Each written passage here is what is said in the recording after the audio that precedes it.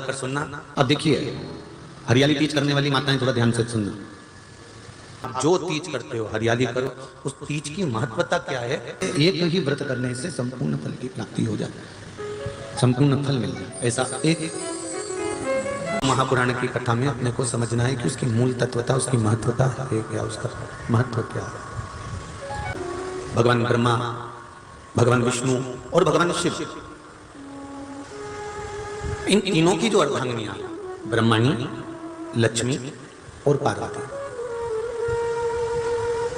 इन तीनों ने तप कर कर, साधना कर कर ब्रह्मदेव को, भगवान विष्णु को और भगवान शंकर को प्राप्त किया। और तीनों ने प्राप्त कर कर तीनों देवताओं से वर मांगा कि वर हमको ऐसा दीजिए कि हमारे तप साधना का फल नारी को तीज के दिन प्राप्त हो जाए।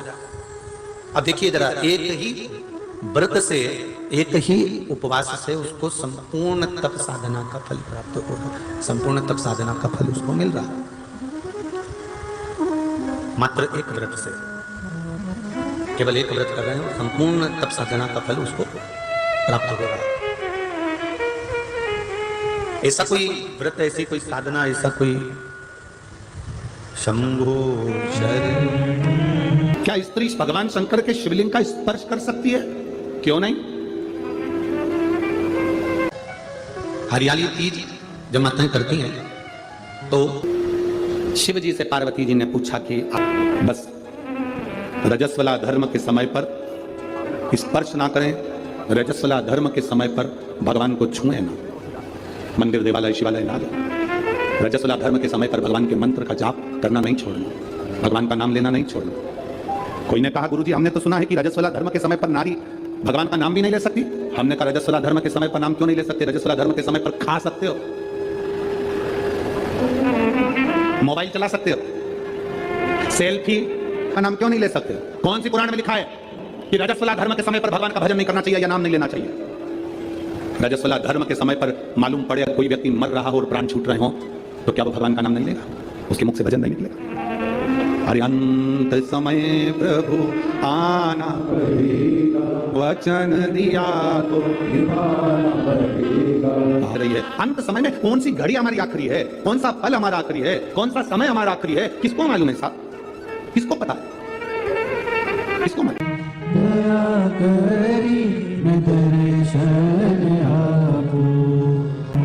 तो ब्रह्मणी ने ब्रह्मदेव से मांगा, लक्ष्मी जी ने भगवान विष्णु से मांगा, पार्वती जी ने भगवान शिव से मांगा कि ऐसा वर दे दीजिए जिस वर से एक ही व्रत करने से संपूर्ण फल की प्राप्ति हो जाए, संपूर्ण फल मिल जाए। ऐसा एक।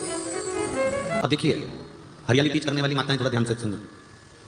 एक हरियाली तीज, एक गणगौर की तीज, ये दो तीज के व्रत ऐसे होते हैं जिसमें जब माताएं करती हैं तो उस समय पर उमा, ब्रह्मणी और लक्ष्मी, इन तीनों की आराधना का फल उसको केवल एक व्रत से प्राप्त हो जाता है। पुराण की कथा कर रही है, भगवान शंकर का संवाद कर रहा है, शिव कथा कर रही है। अपने भीतर एक बात हमेशा उतार कर रखना, एकादशी का व्रत करो, चाहे सोमवार का व्रत करो, चाहे पशुपति व्रत करो, चाहे तीज का व्रत करो, चाहे चतुर्थी का व्रत करो, चाहे पंचमी का करो, चाहे छठ का करो, तुम्हारी मर्जी पड़े जो व्रत करो। पर शिव महापुराण की कथा कहती है जैसे माता पार्वती जी ने भगवान शंकर से जाकर प्रार्थना करा कि हे भोलेनाथ, मेरा मन करता है कि मैं तप साधना करूं और उस तप साधना के पुण्य को इकट्ठा कर मैं आपको समर्पित करूं। आपके मन में जब व्रत करने का भाव प्रकट हो जाए, आपके मन में जब दान करने का भाव प्रकट हो जाए, आपके मन में तप साधना करने का जब भाव प्रकट हो जाए, तो शिव कथा कहती है एक बार अपने पति के कानों में यह बात जरूर डालिए कि मेरा मन कर रहा है कि मैं पशुपति व्रत कर लूं, मेरा मन कर रहा है कि मैं सोमवार का व्रत करूं, मेरा मन कर रहा है कि मैं भगवान की ये सोमवार का व्रत, ये 16 सोमवार का व्रत, ये पशुपति व्रत मैं धारण कर लूं। ये अपने मन की बात अपने पति से जरूर कहें, अपने परिवार में जरूर। जय शिव ओंकारा, शिवलिंग में ब्रह्मा विष्णु महेश निराकार धरती से प्रकट हुए हैं। श्री बड़ा शिव महापुराण की कथा कहती है प्राचीन समय से आपका किया गया उपवास, आपका किया गया भजन, आपका किया गया मंत्र जाप, जब आप करने के लिए बैठे, उपास करें, मंत्र जाप करें, कीर्तन करें, तो आप जब जप करने या कीर्तन करने या मंत्र जाप करने या उपास करने के लिए जब तैयार हों और आगे बढ़ें, उपवास करते समय, तप साधना करते समय कोई परिवार का व्यक्ति आकर यदि आपका हाथ पकड़कर उठा दे या आपको अपशब्द कहे तो ये श्रेष्ठता नहीं है। आप करो पशुपति व्रत, आप करो सोमवार के व्रत, पर निवेदन है कि व्रत करते समय व्रत के पहले आपके परिवार वालों को, आपकी पति को, माता पिता को, परिवारजन को यह बात बता दी जाए कि हम ये व्रत कर रहे हैं।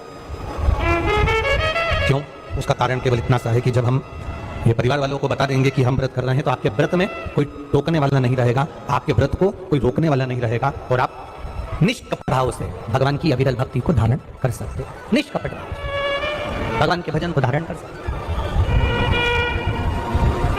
कितना सुंदर वर्णन किया गया है महामृत्युंजय मंत्र का। यदि हम किसी ब्राह्मण से अनुष्ठान करवा रहे हैं,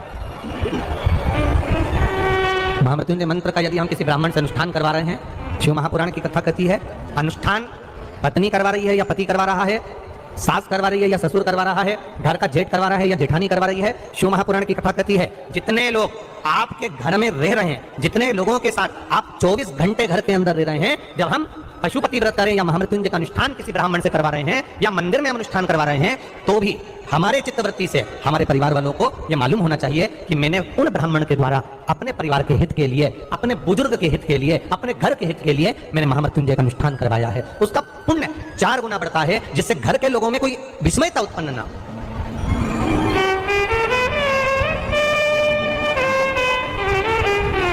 हमारे भीतर कोई विस्मयता उत्पन्न ना हो, हमारे मन के भीतर कोई भेदभाव उत्पन्न ना हो।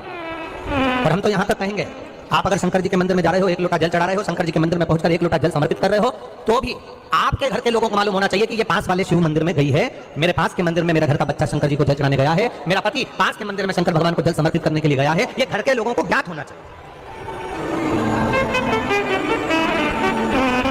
घर के लोगों को ये मालूम होना चाहिए कि ये पास के मंदिर में मेरी धर्म पत्नी गई है, पास के मंदिर में मेरे माता पिता गए, पास के मंदिर में मेरे परिवार के लोग हैं। ये आपकी चित्तवृत्ति में और परिवार की चित्तवृत्ति में ये बात रहना चाहिए, छुपा कर नहीं जाना,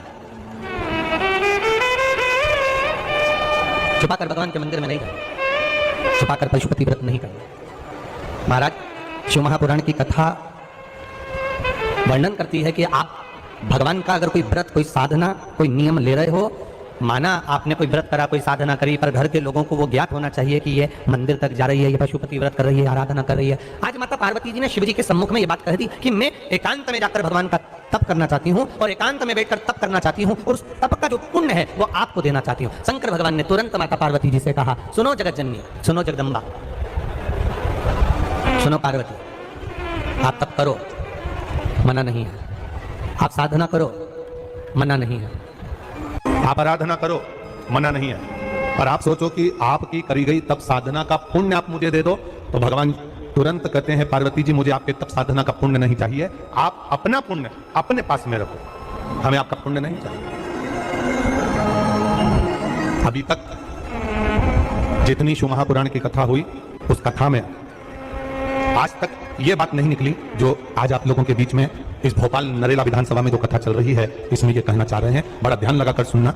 आप अगर 5 महीने तक, 6 महीने तक, 3 महीने तक, 2 महीने तक, 15 दिन, 20 दिन, 1 महीना, 1 साल, 2 साल, 8 साल, 4 साल अगर आपने शंकर भगवान को जल चढ़ाया है, तो शिव महापुराण की कथा यहां तक कहती है कि आपके घर में अगर कोई व्यक्ति बहुत दयनीय स्थिति में पड़ा हुआ है, हॉस्पिटल में पड़ा हुआ है, कोई तकलीफ में पड़ा हुआ है, कोई कष्ट में पड़ा हुआ है,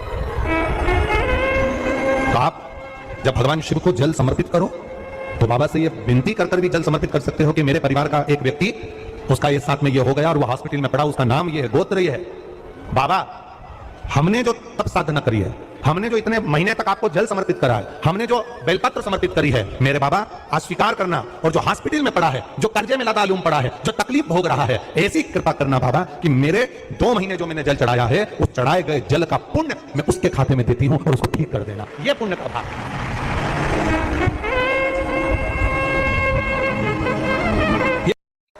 भारत की भूमि पर कई माता में मेहंदियां लगाती हैं, चूड़ियां पहनती हैं, सुंदर चुनरी पहनती हैं, माप करती हैं, माता का आराधना करती हैं। उसका कारण केवल इतना सा है, तो होता है कि चंचुला देवी जब 14 दिन तक शंकर और पार्वती अपने गुफा में से बाहर नहीं निकले शिव महापुराण के यजमान बनने के लिए, तब माता चंचुला देवी ने हाथ जोड़कर मां जगतजननी जगदम्बा को सुंदर वस्त्र, सुंदर चूड़ियां, सुंदर आभूषण माता के चरणों में ले जाकर समर्पित करे थे और कहा, मां इन चूड़ियों को जो मैं दे रही हूं, ये लाल चूड़ी, ये लाल श्रृंगार, ये लाल वस्त्र, जो लाल चुनर जो मैं प्रदान कर रही हूं, मां बस ऐसी कृपा कर दे कि तू इन चुनर को धारण करे और मेरा भी सौभाग्य, मेरा भी सुहाग अमर कर दे। क्यों चढ़ाया जाता है? क्योंकि भगवान शंकर की सबसे छोटी लड़की जो है वो शुक सुंदरी है और ये जो छोटी लड़की है अशोक सुंदरी, ये नारी को अखंड सौभाग्यता का वर प्रदान करती है। कौन सी नारी को? किस नारी को अखंड सौभाग्यता देती है? तो महाराज शास्त्र कहता है जिस नारी के भाग्य में लिखा होता है कि इसको वेधव्य होना है, इसके पति को समाप्त होना है, अगर वो नारी अशोक सुंदरी वाली जगह पर जल चढ़ा देती है तो पति पर अगर काल भी मंडरा रहा होता है तो मां अशोक सुंदरी महाकाल से कहकर काल को टाल देती है। वो अशोक सुंदरी का